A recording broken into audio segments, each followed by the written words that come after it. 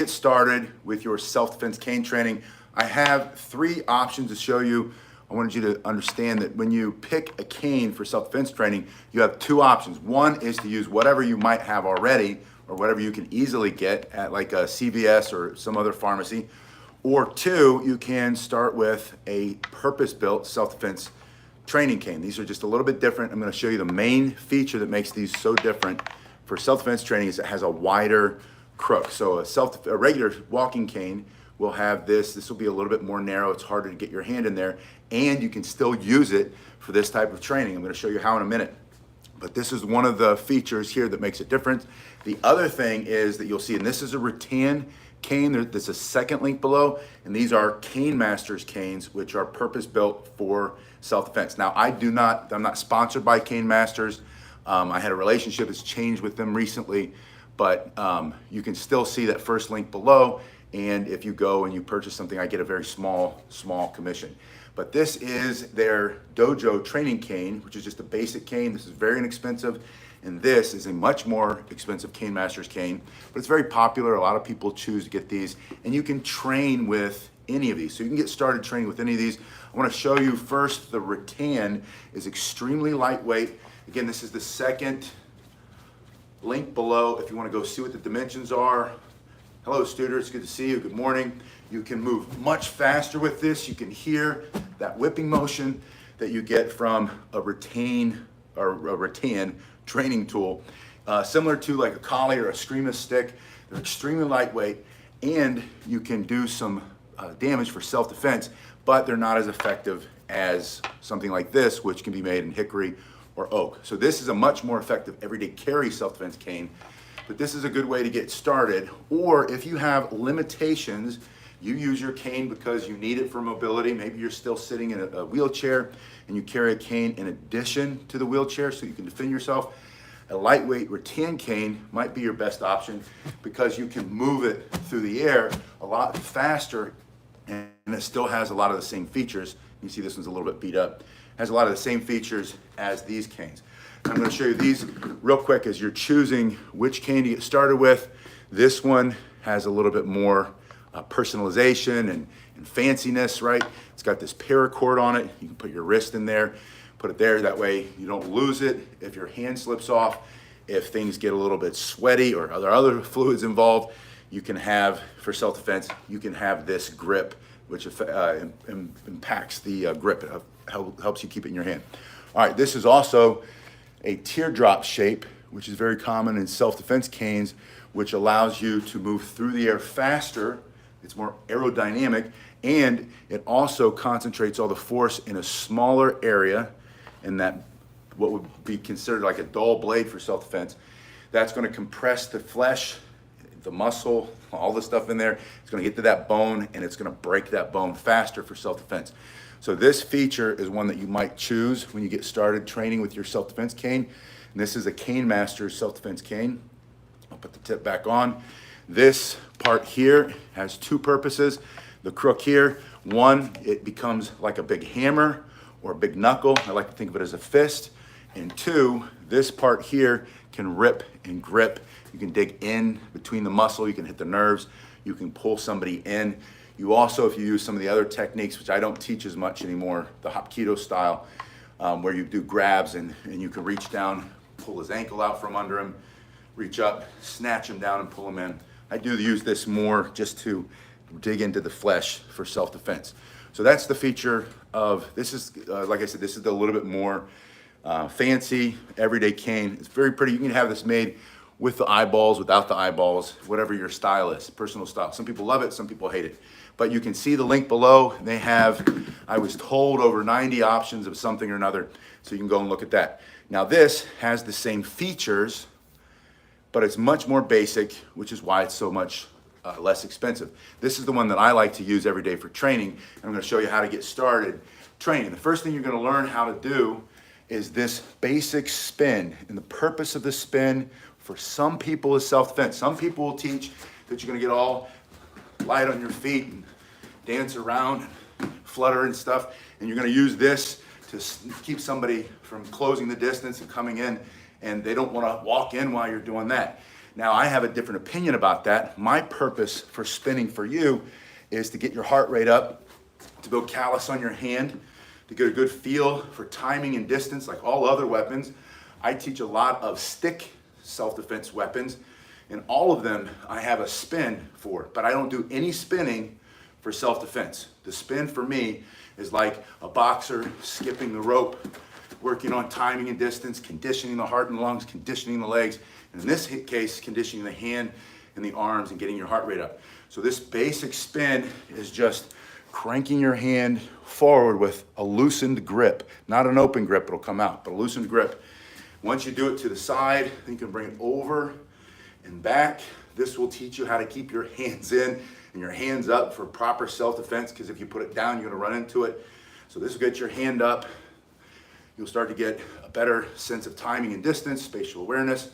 Great benefits, all from spinning. You can throw it over to the side and spin it around one hand. You can get all fancy. You can make it a little show for yourself. I don't know who else is watching.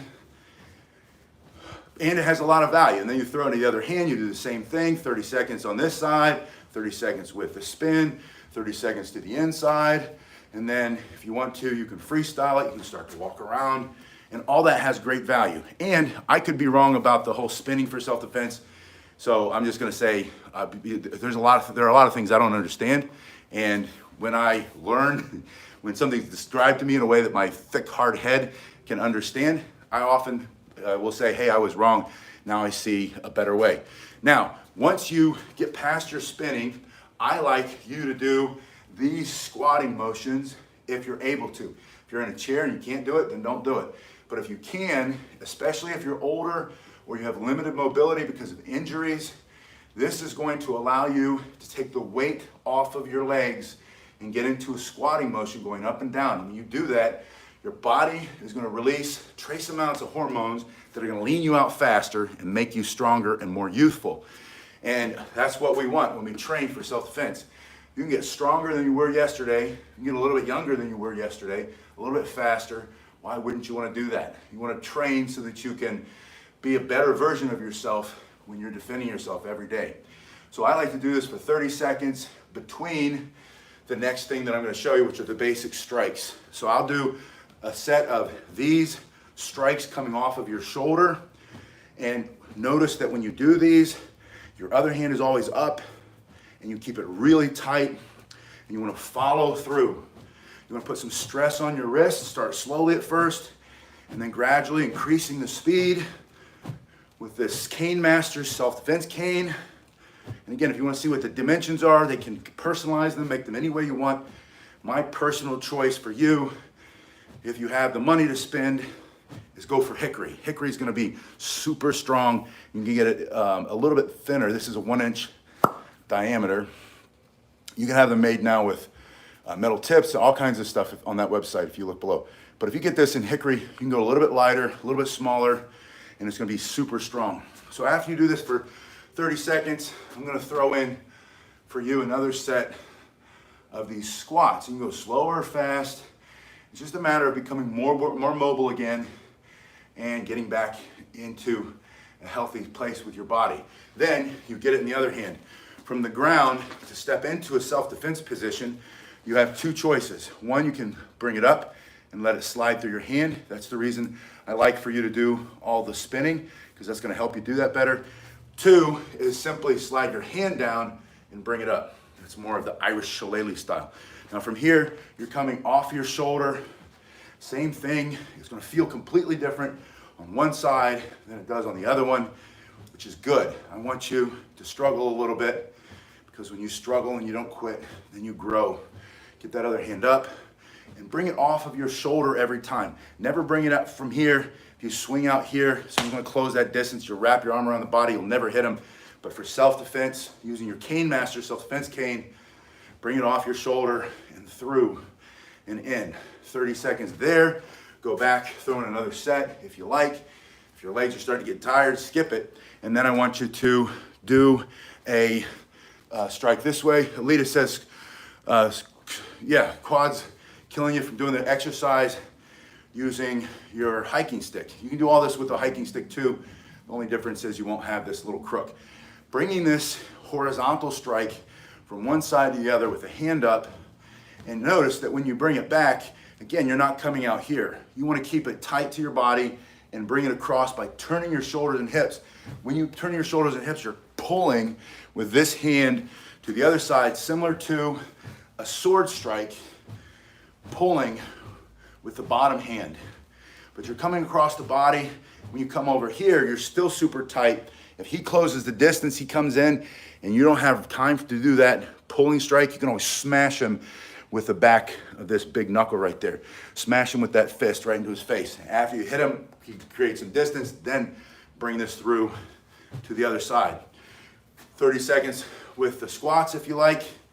And I'm just gonna skip them because I have limited time. I've gotta get over and teach a whole bunch of 3 and 4-year-olds in about 20 minutes over to the little school. So we're going across.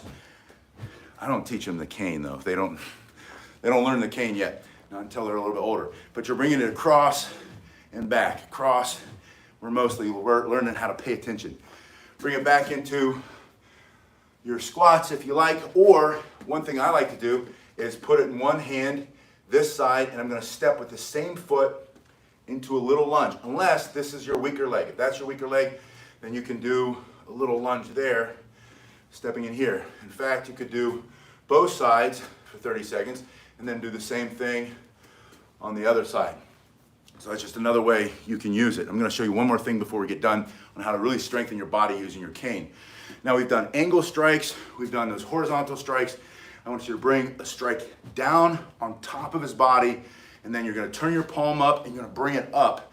Think about hitting him under his chin or between the legs, or maybe he's reaching out with a knife or a punch, he's trying to hit you. You're gonna bring your cane up at that little bit of an angle, striking that arm down on top of the head. Strike up, strike down.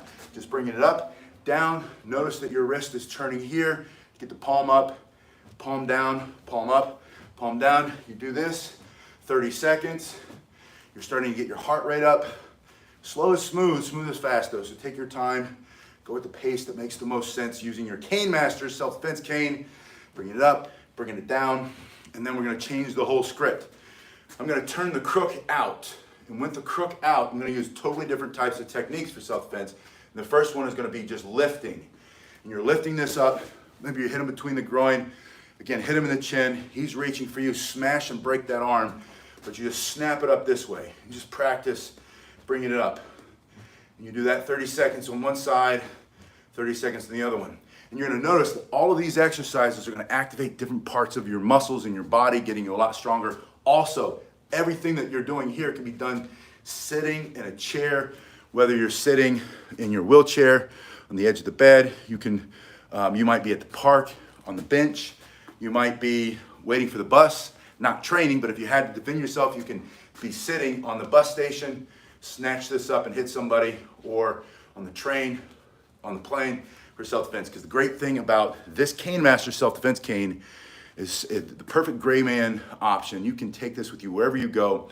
And again, if you go to that first link below, Cane Master's link, there's information on there which gives you to know that if you carry this, especially in the United States, there are laws that allow you to take it anywhere because it's a medical device. And two, require that the people who might tell you you can't bring that on, they can't ask you to prove that you need this. In other words, you don't have to bring a medical note. You don't have to have x-rays of your hip or your knee that go along with your cane. You just say, it's my personal privacy, my medical privacy. So I need this cane for not for self-defense. I need this cane for mobility to get around. And my hip if you see an x-ray of my hip, I could show the x-rays of my hip, and you would say that guy needs to walk with a cane because it's all eaten up in there, right? And so you can use this cane, I can use this cane, and not have any question that I need it. And you might have a sore knee or whatever. That's how you justify it or don't justify it. That's the whole point. That's up to you.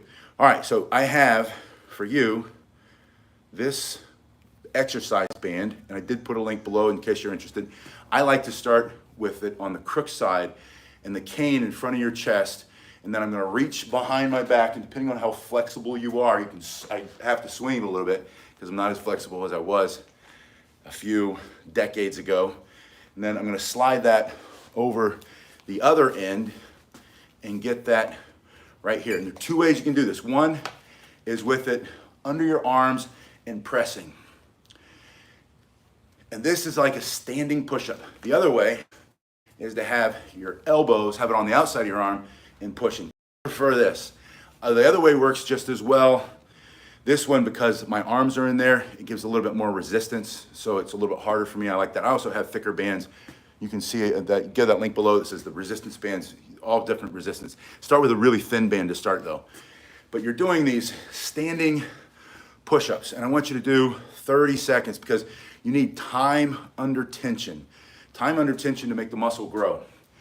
And you're not looking for big, powerful muscles. You're looking for fast, explosive muscles to defend yourself with. So we're not going for looking muscles. We're going for knock somebody out for self-defense muscle. So you're pushing it down for the second 30 seconds. And however long you rest between sets, up to you. But I like to keep time under tension and pushing down. And I don't know if you can see a little bit, it activates different parts of the muscle. So pushing forward activates one set of the muscle, pushing down activates a different set, and then pushing up. And you can see, using my Cane Master self-defense cane, I'm pushing it from my chest to about as high as my forehead. And this is really gonna fire the upper part of your chest. You're gonna get Brad Pitt muscles. I don't know why it's Brad Pitt, because there was an article years ago that said that that's a Hollywood thing. They work on the upper chest to pull the chest up so that it sticks out there in the shirt, and it's more attractive and more fancy. We want that muscle because you might be sitting in the chair and the guy's coming after you and you've got to smash him through the face in this position. That's why we're doing it. But we're going up here. Then you can throw the band under your hips, push back or sit in the chair, and then curl. You can curl with your hands outside the band, bring your hands in. You want to hit the tops of the arms. These muscles here that hold that grip. Turn your palms down and practice this way. There's no limit. You want to go back up, no limit to what you can do with a band. I like bands better than weights, by the way, because of their versatility and because of how they hit the muscles. You can do the triceps. Now this one is different than the one we did before. Before you were here pushing up. Now you're going to start in your forehead and press straight out. And you can see it's going to activate the upper arm muscle. So if you want to lean upper arm, last one there. You can also step on it, put it here. The more you make it wide between your feet, you can do your curls this way. You can bring it in and up. You bend your knees and press. There's no limit how you can use your Cane Master self-defense cane and an exercise band on the wall. Missed it. To defend yourself or to make yourself stronger for self-defense. All right, so with this position, one more thing I want you to see, snatch this up here, hit it into the other hand, that front hand, and then you can immediately thrust to stop him from moving forward. So this is the perfect, Cane Master self-defense cane gives you the option of length. It's gonna be much longer than any knife, so you can keep him off of you. You snatch it up, crook facing out between the legs, you can thrust here, you can slide your hand down, and you can bring this big hatchet forward and chop through that way. So you can keep them off and smash. Push them back, smash. Maybe when you push them back, you hit them in the stomach, that drops them a little bit, and then this comes in to the back of that head, back of that ear, into the face. So we're gonna remove flesh, eyeballs, teeth are gonna come out for self-defense. It's what you can remove or destroy. It's basic principles of self-defense. Get in a better position, put the cane between you and him, situation awareness, pay attention before it even happens, get out of there if you can, and then what can you remove or destroy? And that comes from a book called, it's Tim Larkin, When Violence is the Answer. I also put a link below on that. I'm trying to remember to give you that reference because I think it's the best book on self-defense you could possibly buy. It's by Tim Larkin, When Violence is the Answer. It's a link below. And so he says, when you're in this position to defend yourself, and it's imminent, you have no other choice, it's your life or his, and you have to ask yourself, what can you remove or destroy? Then you're talking about his ability to see or breathe temporarily, permanently, his ability to stand up, his ability to grab you, his ability to stab you. Maybe you break the wrist, you break the elbow, you break the shoulder, the joints break faster than the bones, maybe it is the bone as you come through with this strike. The other way you can use it in this position is either reach down, again, Irish shillelagh style. The Irish would come down this way and come up here. Now it's in this position, and you can strike or just pop it up like you're a fancy Englishman. So it's either the Irish way or the English way. And I'm thinking, what do they call those? Umbrellas, right? So you're here, pop it up, and then you can strike straight through here. I like to turn it. There's that chop again. Pull it in this way like you're going to do a push-up with a reverse grip and blast them right through the nose, teeth, throat, into the body for self-defense. You can bring it back here. There's your bayonet strike with 2 hands. You can bring it back this way, rifle butt strike with 2 hands coming right into the face. Very effective. But that's how you get started training with your Cane Master self-defense cane. Basics first. Do your spins across the body. If you want to, learn this one later. This is kind of beginner plus. Bring it out.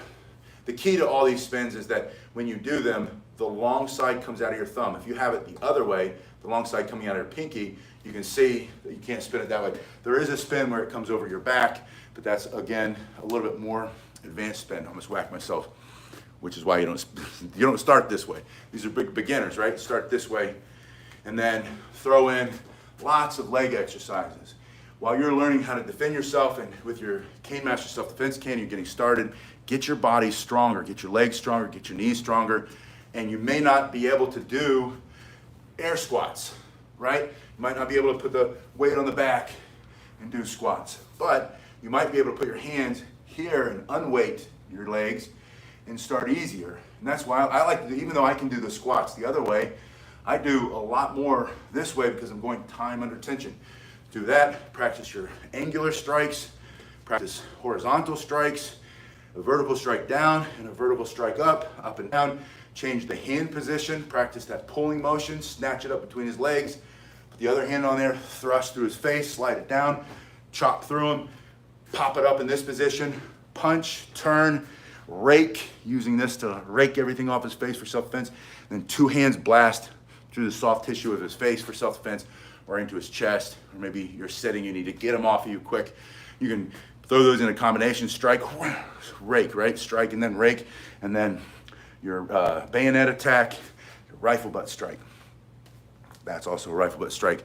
Anyway, there's no limit to how you can use it for self-defense, but you have to get started and get started with the basics and feel comfortable with knowing that if you learn the basics, you don't have to learn all of the Peter Pan and Wendy, Tinkerbell, Flitterflet stuff. All that is great. I like to do that when I get warmed up because it's a challenge to my balance. But you have to start with the very basics: thrust, push, strike. Anyway, you guys have been awesome. I'll see you in a little bit. Thank you.